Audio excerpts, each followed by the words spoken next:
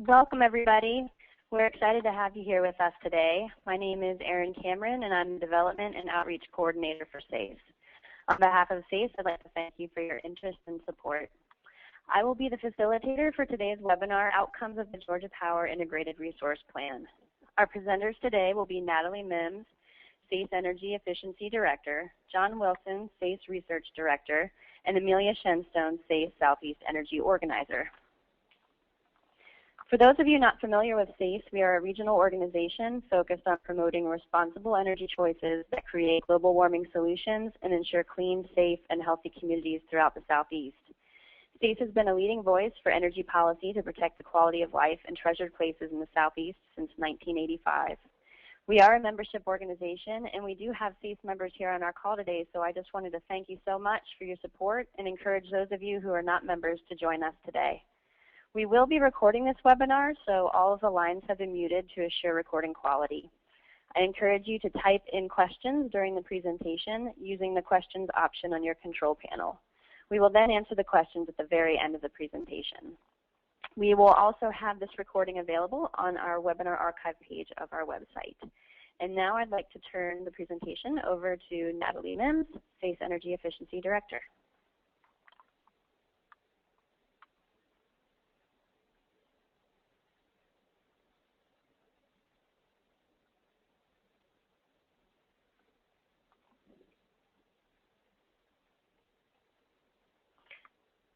Natalie?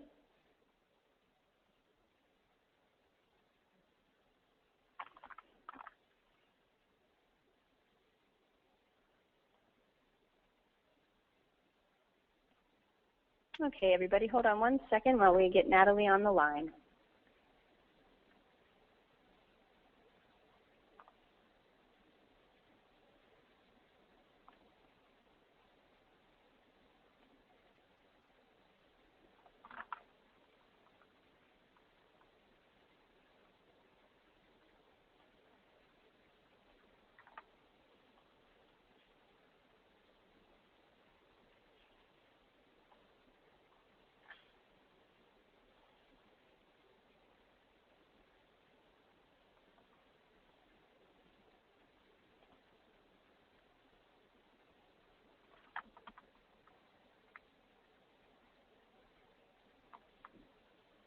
Thanks for your patience.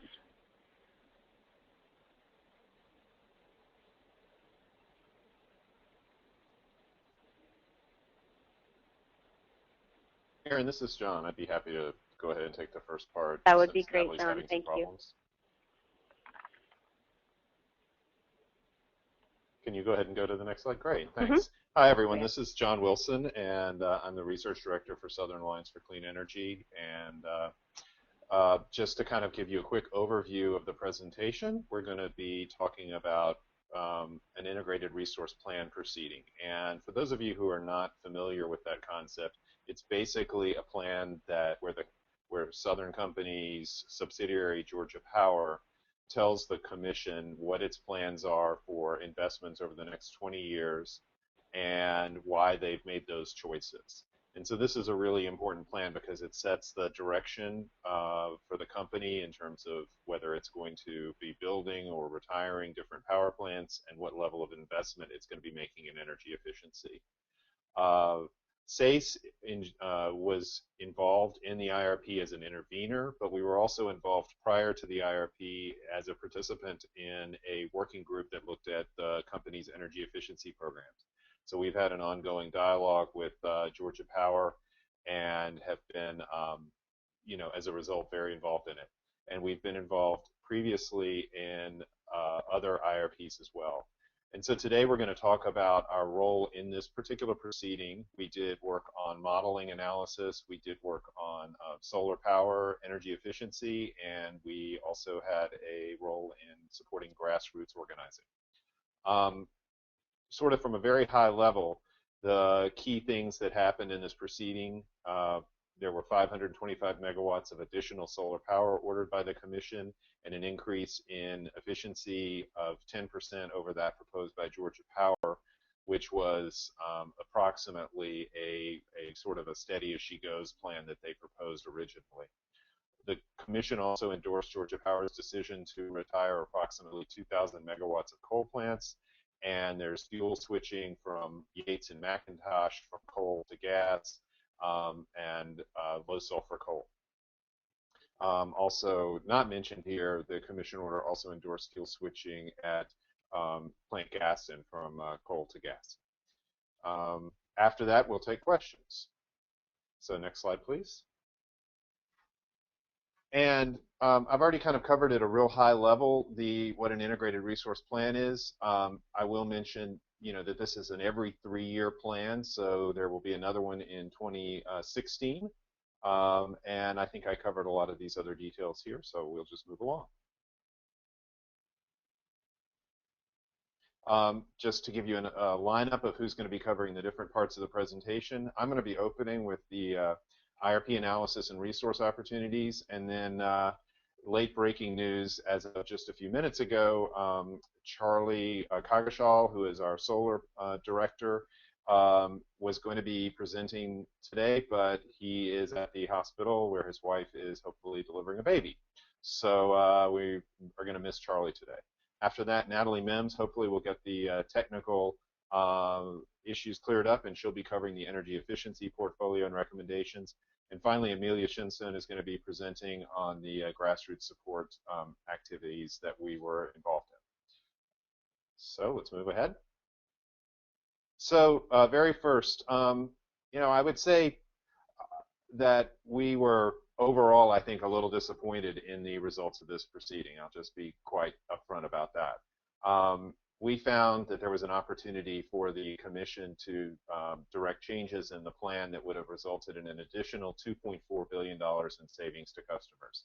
This would have resulted in a cleaner generation system, lower global warming, pollution emissions, and a lower risk environment, frankly, for customers. It would have reduced their risk of rate increases, as well as sort of the expected savings of around $2.4 billion. How did we come up with a number like that? Well, we had the opportunity through the discovery process to get access to Georgia Power's actual model, and we hired an expert consultant, George Evans, to help us quantify really 4 key things that were in the, or 3 key things, excuse me, in the model. First, fuel and other production costs. Second, power plants and other capital costs. Third, energy efficiency and other so-called DSM or demand-side management costs. And finally, we were not able to look at details related to line losses and some other system benefits. So there's some significant things that we would like to be able to quantify, but we weren't able to. So our recommended plan, which was not approved by the commission, would have resulted in about $2.4 billion in savings over 20 years.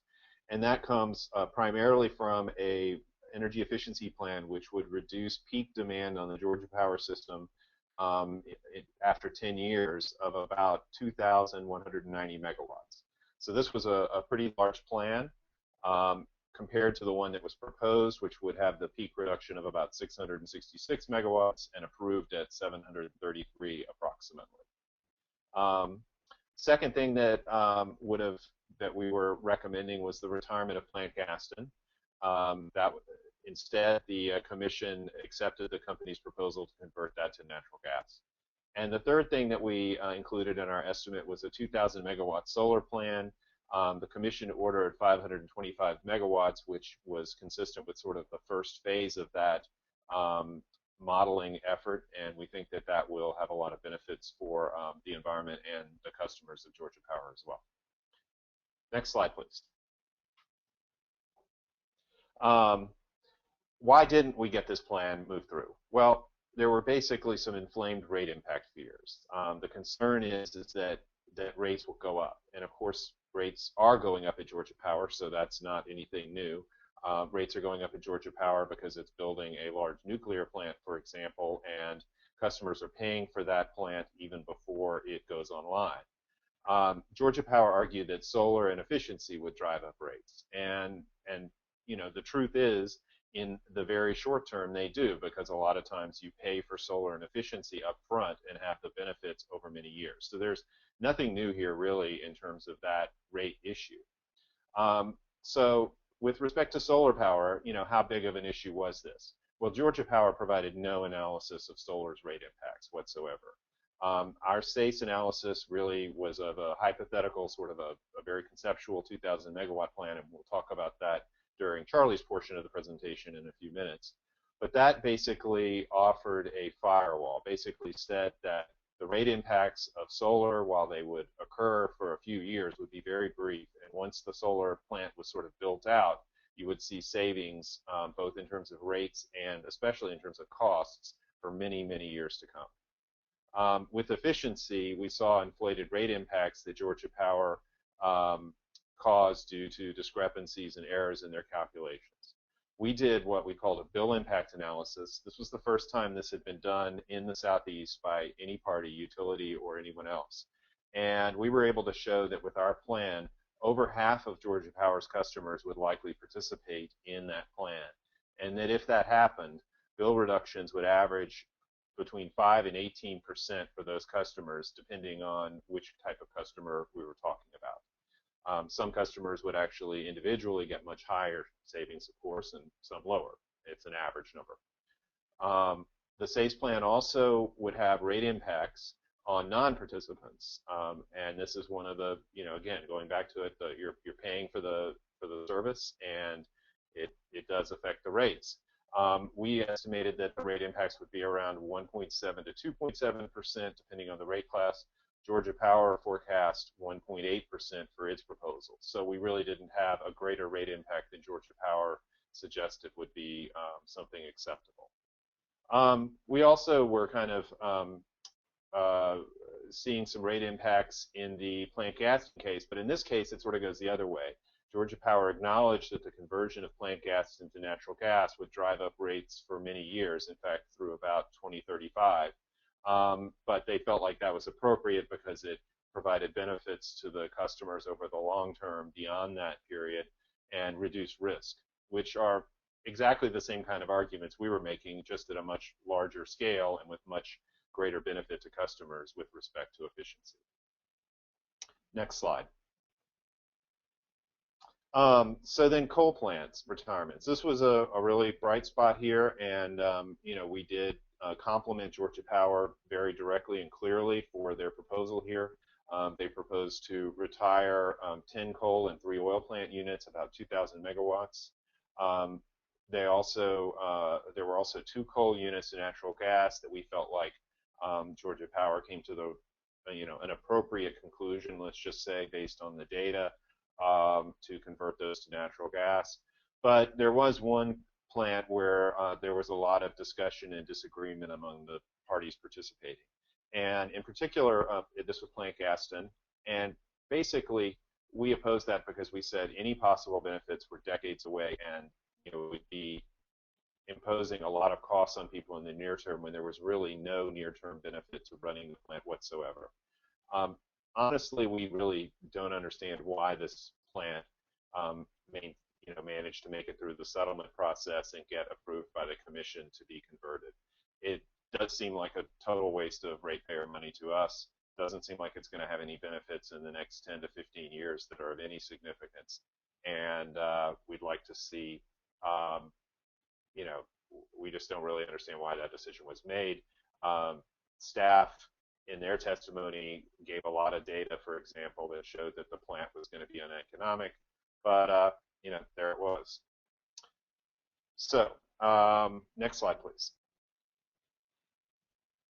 So with renewable energy, in addition to ordering the additional solar power, there was some discussion during the proceeding about how Georgia Power analyzed renewable energy resources. And in fact, Georgia Power did not model solar, wind, or biomass-fueled resources during this proceeding.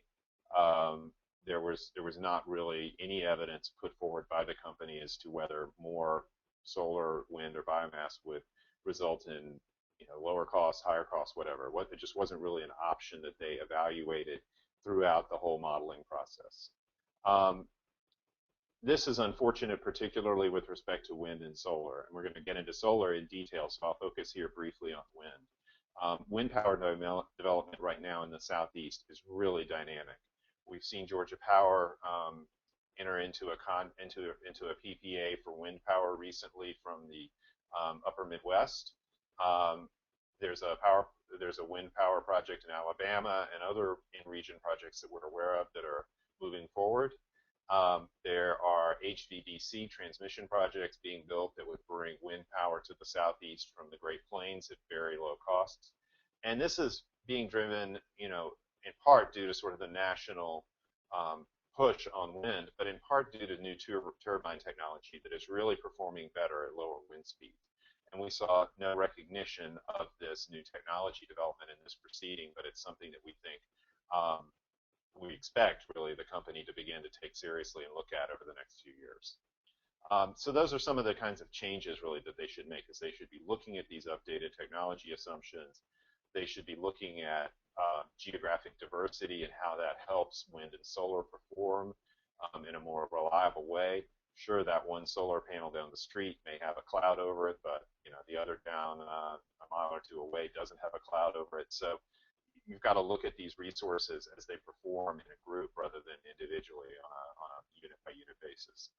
And then finally, another big issue that really became apparent in this proceeding, and that we learned a lot about because of our ability to model the data, was that the modeling process is so heavily focused on capacity.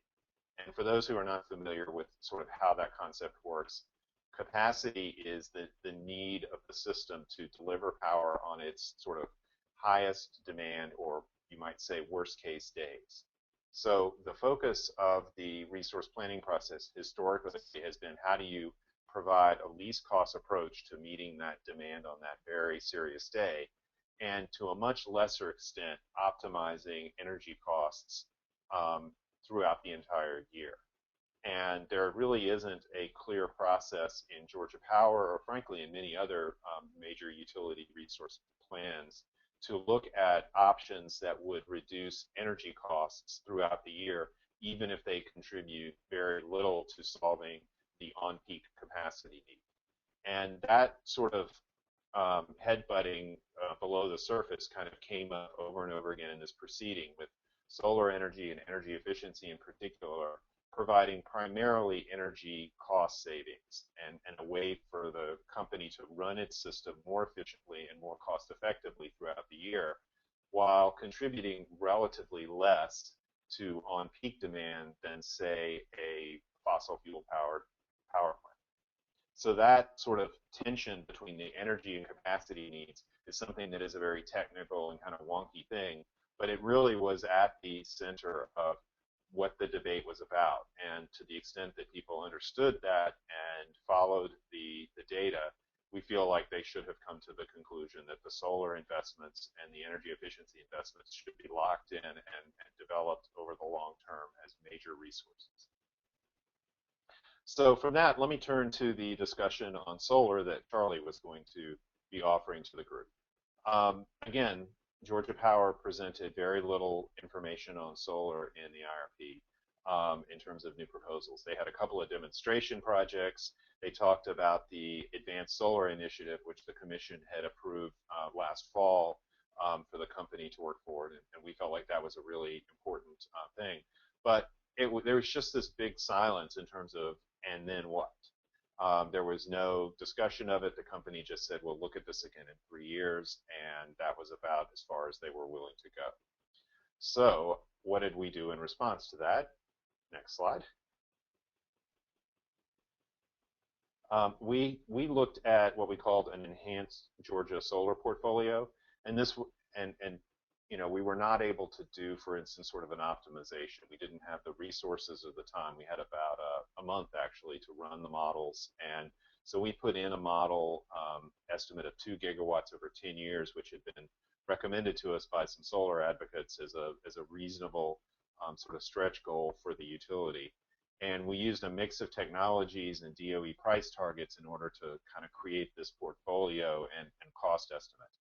And what we wanted to know was, how would this portfolio affect Georgia Power customers? There was a lot of talk that if you did all this solar, it would drive up rates and really harm customers. But the result was that it reduced the risk to utility of additional price escalations, but it also reduced cost to customers. It was a lower cost strategy than the company's preferred approach. And not only did it reduce costs in the long term, but it began to reduce risk rates, I think, far quicker than anyone had ever anticipated. And as a result of that, I feel there was very little actual pushback on the issue of rates during the proceeding. The company was not able to assert that, additional solar would meaningfully drive up rates over the long term because there simply wasn't any evidence to support that position.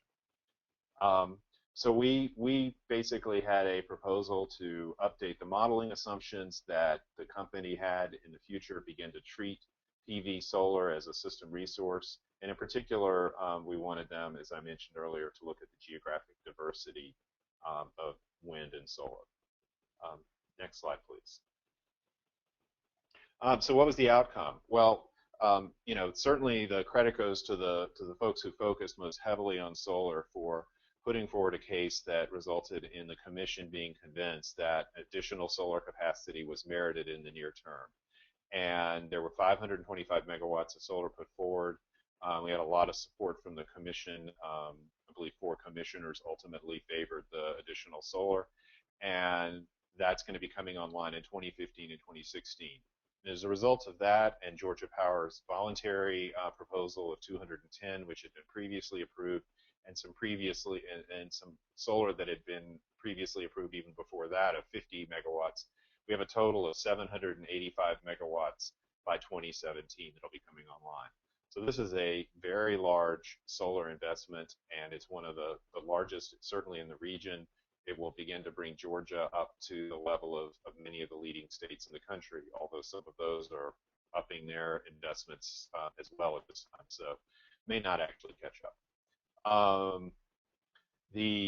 The implementation of this additional solar is going to be primarily at the utility scale solar, which tends to be lower cost, but has the disadvantage of being interconnected to the transmission system, so you have greater line losses. In other words, it's not delivering the power right next to the load like rooftop solar typically does. So there's some pros and cons to the direction that the commission took, and I think it's going to be interesting to see how these two different types of solar power develop and how they end up performing on Georgia Power's system.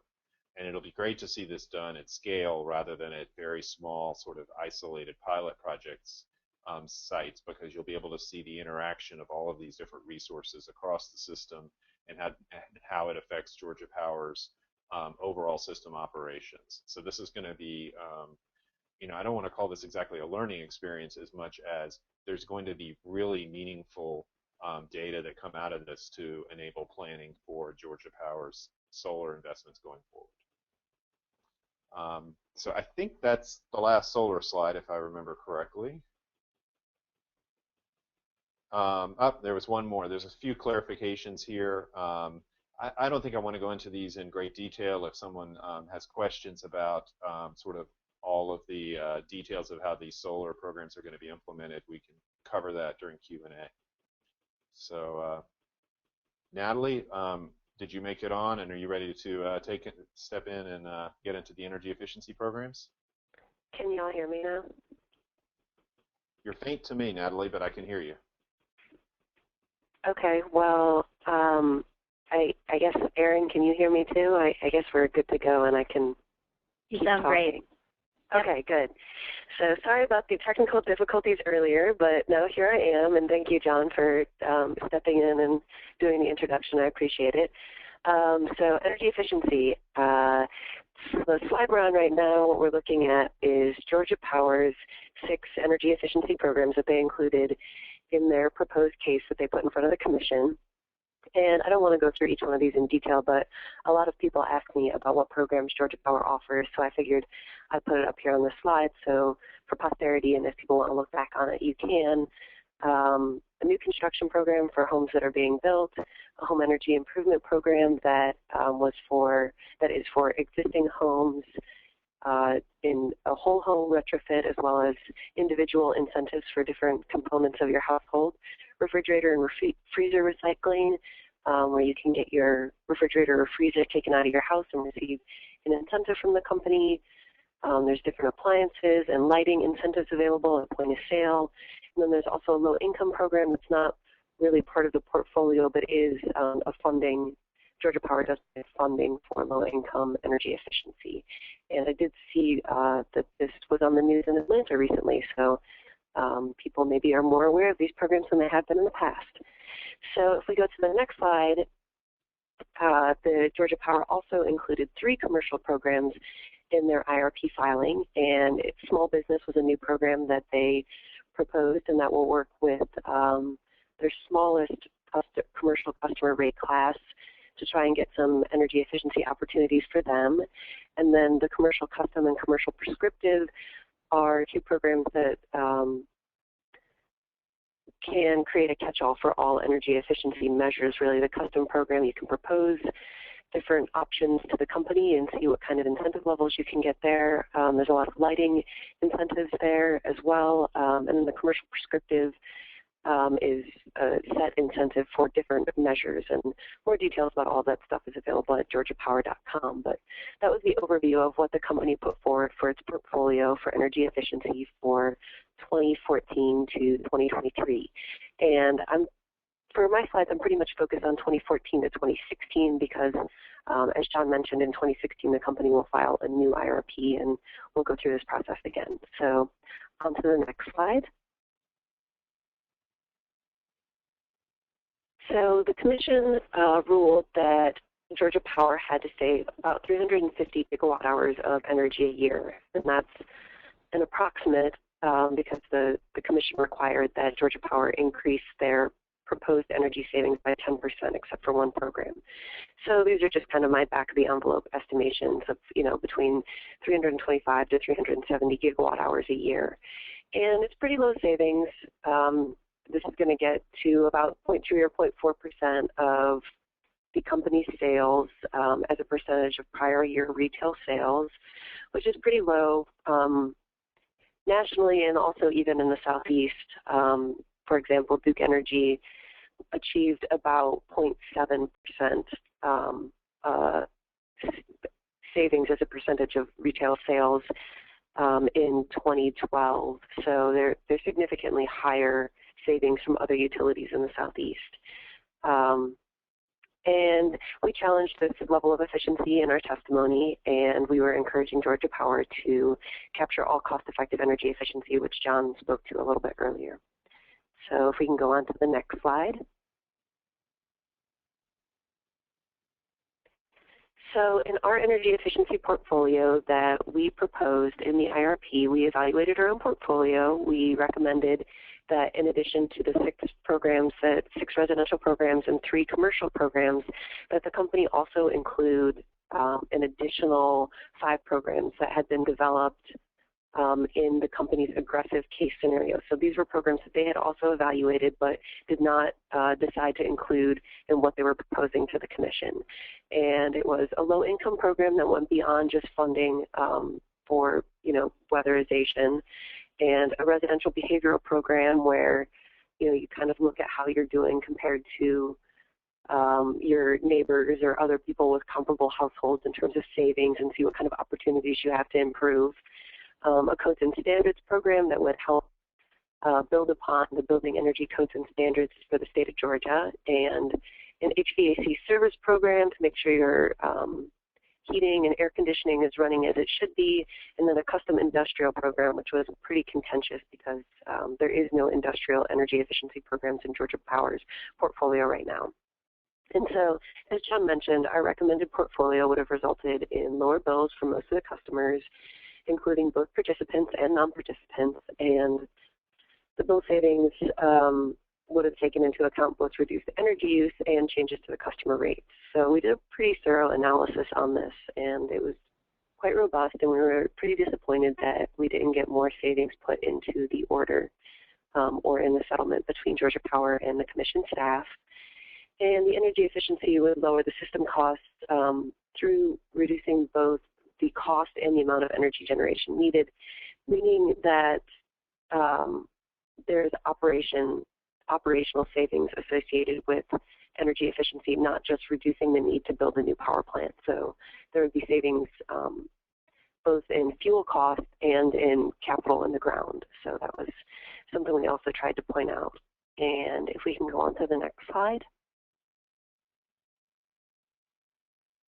So here's the order. The Commission adopted the stipulations between Georgia Power and staff that required the company to adopt 10% more energy efficiency than what they had proposed.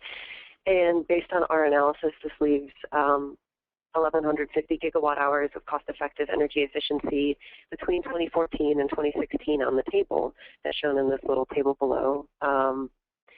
And there was some follow-up on energy efficiency, as there was follow-up on solar as well. And Commissioner Eccles required that Georgia Power file a program plan for their low-income program because that wasn't included in their original filing.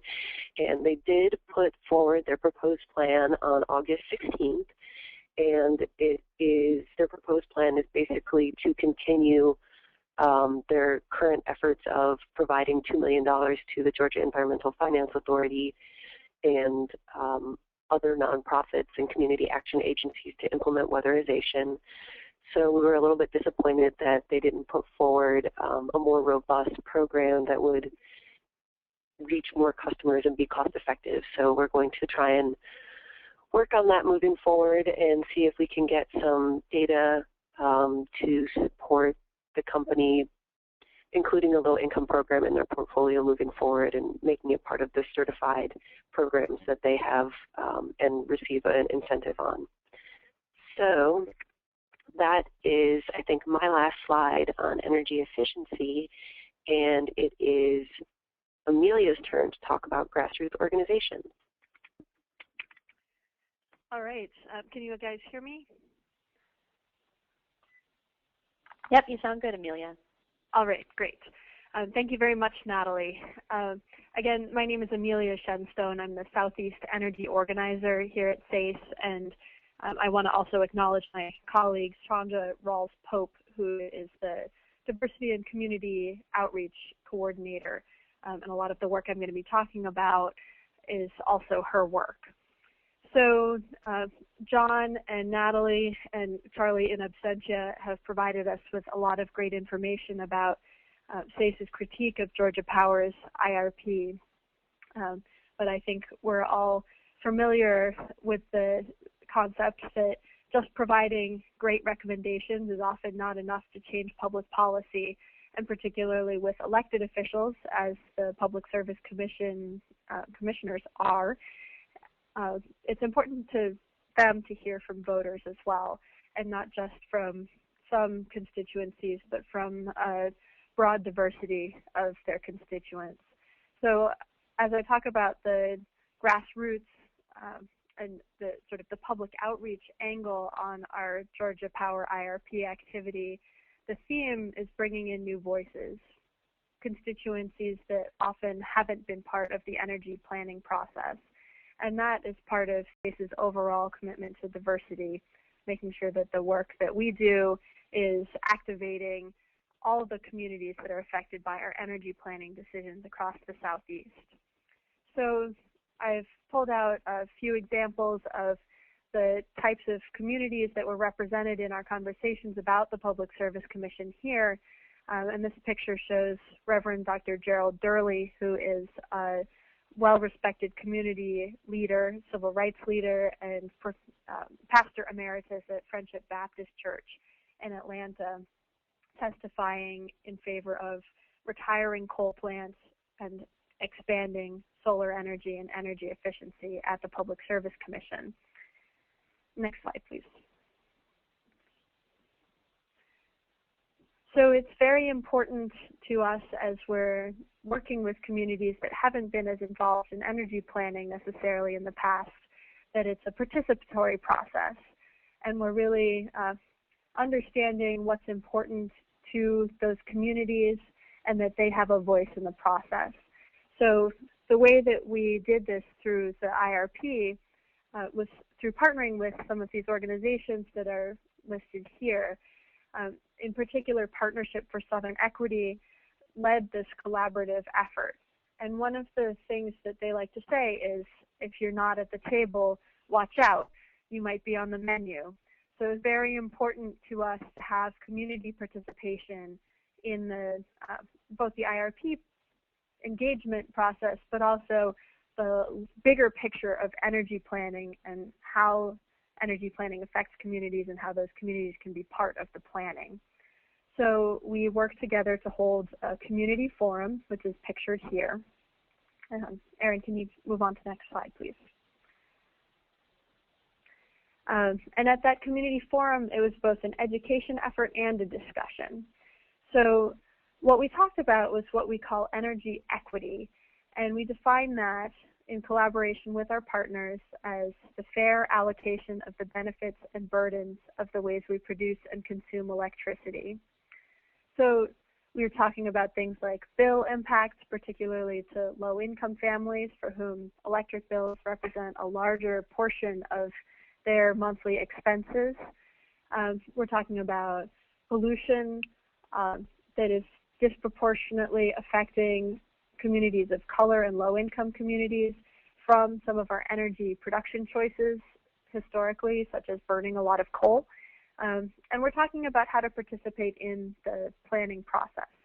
So our keynote speaker, pictured at the top left here, Barbara Hale, works for the San Francisco Public Utilities and talked about how more diverse participation in the planning process has resulted in more clean energy and more local job development in San Francisco. She's pictured as one of the event organizers, Makara Rumley, from our partners at Greenlaw. We also had a panel, which included myself, Ron Shipman, who's a vice president at Georgia Power, Dr. Joyce Dorsey, who is the CEO of the Fulton Atlanta Community Action Authority, which provides assistance to low-income families with paying their utilities, and Dr. Marilyn Brown, who is a Nobel Prize-winning scientist who studies energy efficiency policy. So we brought in some great information, and then we opened the tables up for a discussion of these issues. And that process resulted in people getting more curious about how to participate and actually coming out independently to the Public Service Commission to testify. So that was really great to see some of those voices at the Public Service Commission that hadn't been there, at least in recent history. Next slide, please. I want to also mention some of the local businesses that really stepped up to participate in the IRP process, and in particular, relatively small businesses that provide energy efficiency services like home audits and assistance to businesses in upgrading their equipment so that it uses less energy and keeps their bills lower. The message of these businesses was, we're here and we're ready to expand with expanded Georgia Power energy efficiency programs. Quite often, these companies help their clients with energy efficiency upgrades, and Georgia Power provides some rebates to help cover the cost for the client. And so these businesses are very intrinsically connected with Georgia Power's programs, and they wanted to carry the message that if Georgia Power were to significantly step up its energy efficiency programs, that would be helping local businesses and growing Georgia's economy. So it was very exciting to see these business leaders step up, and I think they found it to be a rewarding process and are ready to stay plugged in for the long term and raise the voice of these energy efficiency businesses in future policy planning efforts. And finally, next slide, please. I would be remiss if I didn't mention our digital communications with our constituents, and we of course used our blog both to follow the progress of the IRP and to expand the discussions of energy equity. We had a take action page on our website accompanied by email action alerts to our supporters, and we worked with partners, and in particular Partnership for Southern Equity asked me and Chandra to elucidate what energy equity actually means and how energy issues affect people on a daily basis. And this Voices piece that we wrote for them was ultimately published on their website, and that was a great way to work together with them to figure out what this issue is, how it is an issue of equity for communities, and reach a broader constituency of people who are affected by our energy planning decisions, even if they may not have known that before. So I will conclude there, and I can turn it back to Erin to take your questions. Actually, John Wilson's going to be helping us out with that. Are you ready, John? Sure am. We've got several good questions, and if folks would like to add additional questions, please type them in and send them in. That helps us kind of organize it. I think I'll start out by going to the questions on coal related to coal plants. We've got one from Kirsten Bryant, who asked about whether Alabama Power played a role in discussions involving Plant Gaston. And my recollection is that that did come up a little bit during the hearing and some of the questions from commissioners and that sort of thing. And it was fairly unclear. And for those who don't understand the background on the question, Plant Gaston is owned 50-50 by Alabama Power and Georgia Power, or at least the benefits of it are shared in that way. It's under the responsibility of Alabama Power since it's located in Alabama. And it was really unclear in the hearing to what extent that was a factor in Georgia Power's push to keep the plant online. And it didn't get really clarified through the questions that were somewhat related to that point. I don't know if any of the other panelists recall anything in addition to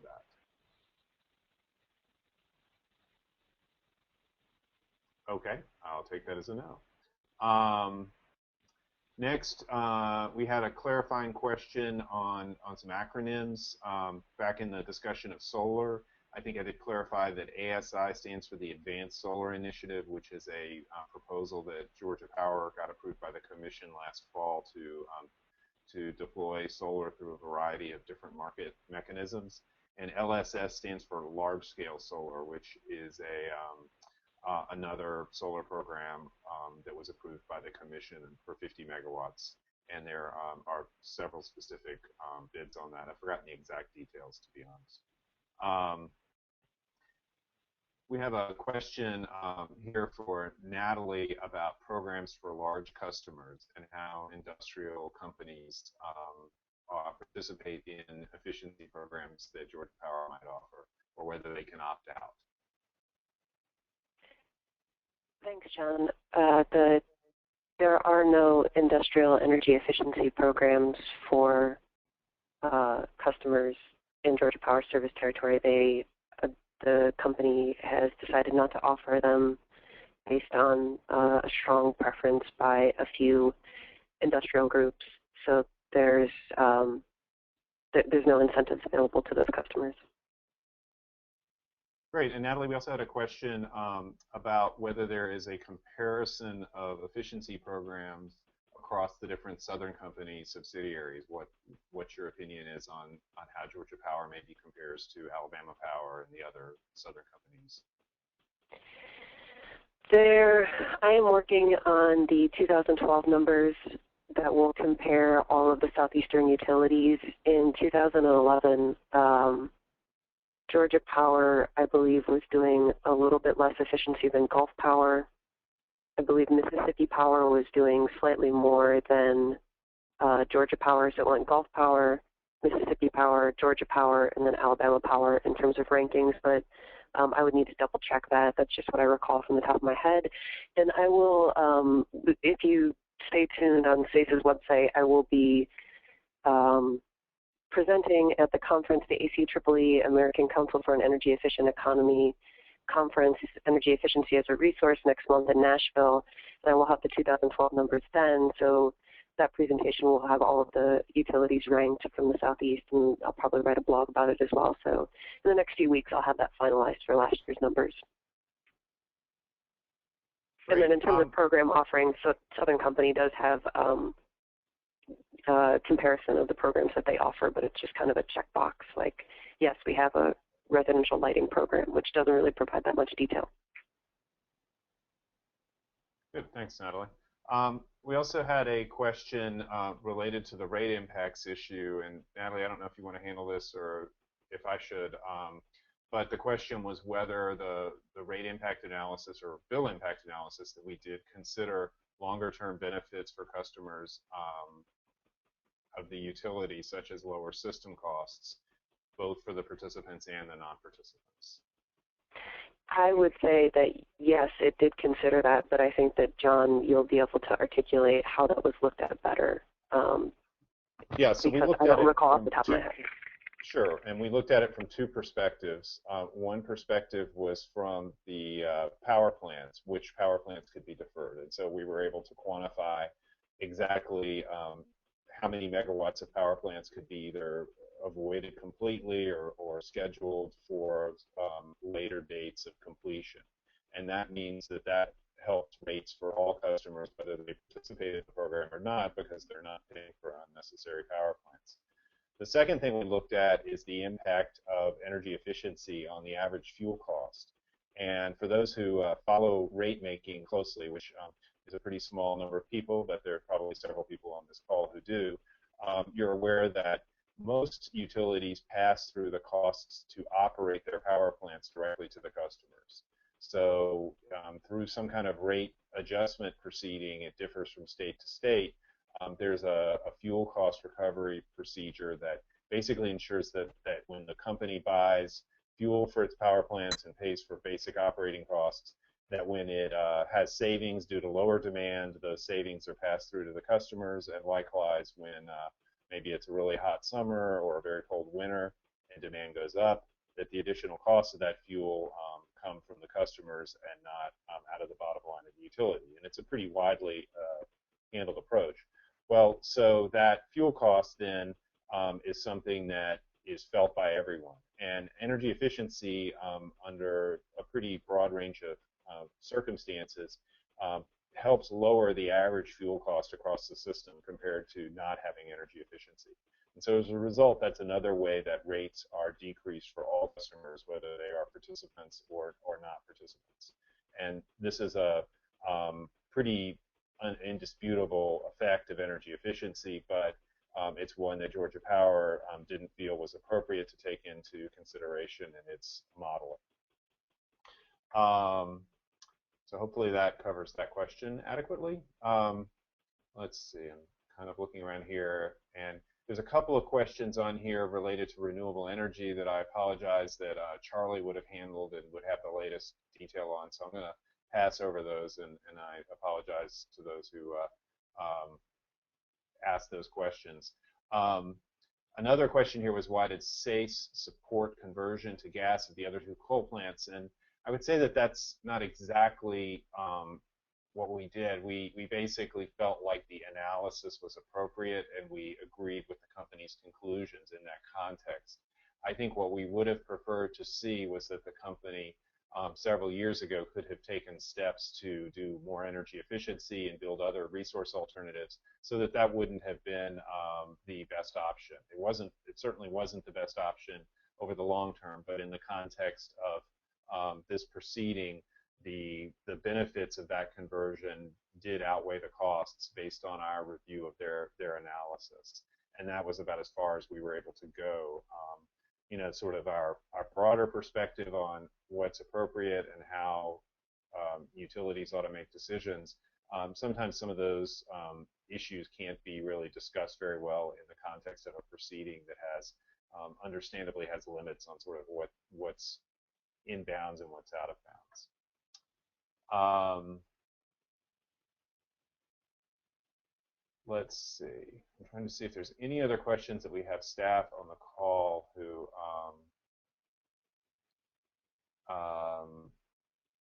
can answer.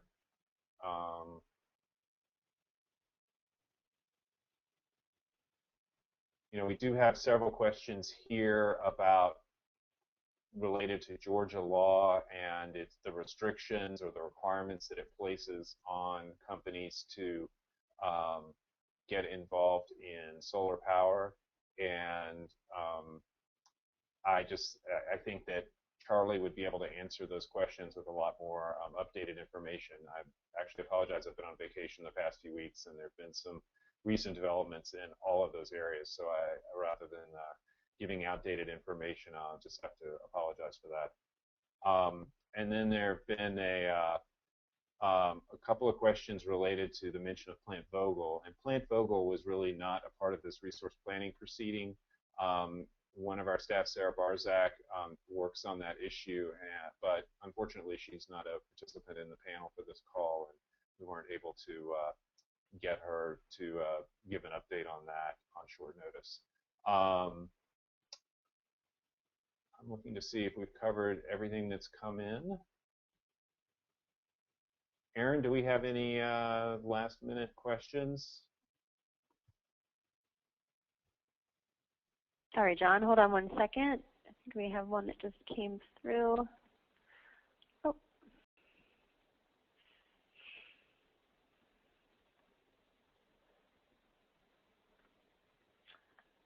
Let's see.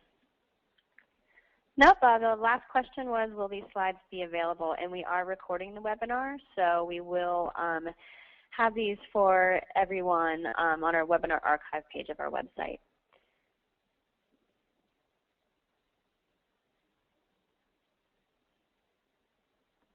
So John, if we don't have any additional questions, I think we could wrap it up here right before the close of the hour. So thank you, John and Natalie and Amelia, for joining us, and for all of you for being here with us today. We are really excited about our monthly webinar series. It's a great way for us to connect with you, our members and supporters, on the critical issues we care so much about.